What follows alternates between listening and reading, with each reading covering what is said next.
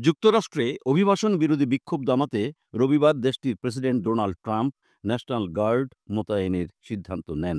এই পদক্ষেপের পর মার্কিন রাজনীতিতে ব্যাপক বিভক্তি দেখা দিয়েছে, বিশেষ করে রিপাবলিকান এবং ডেমোক্র্যাটদের মধ্যে। ব্রিটিশ বার্তা সংস্থা রয়টার্স এ খবর জানিয়েছে। ডেমোক্র্যাট সিনেটর ক্রিস মার্ফি ট্রাম্পকে তীব্র সমালোচনা করে বলেন, ট্রাম্প দেশের শান্তি বজায় রাখার জন্য কাজ করছেন না। তিনি শুধু পরিস্থিতি উত্তপ্ত করে বিভক্তি তৈরির চেষ্টা করছেন। তিনি গণতন্ত্র বা আন্দোলনে বিশ্বাস রাখেন না।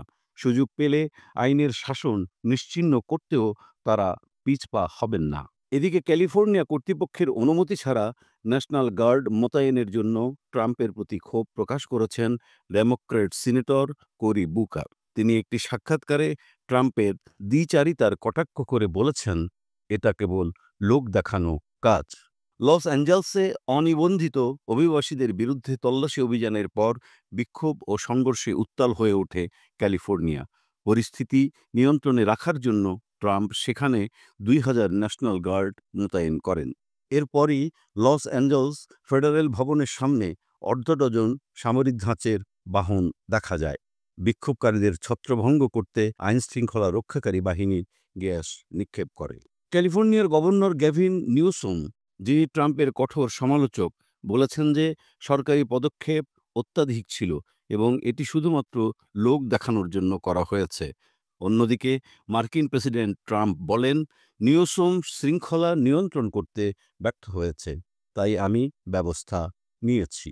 তবে রিপাবলিকান শিবির থেকে ট্রাম্পের পদক্ষেপের প্রশংসা করা হচ্ছে। Republican house speaker mic Johnson বলেন, ন্যাশনাল গার্ড মোতায়েনের ব্যাপারে আমি কোনো সমস্যা দেখছি না। আমাদের মূলনীতি হল শান্তি রক্ষায় প্রয়োজনে শক্তি প্রয়োগ।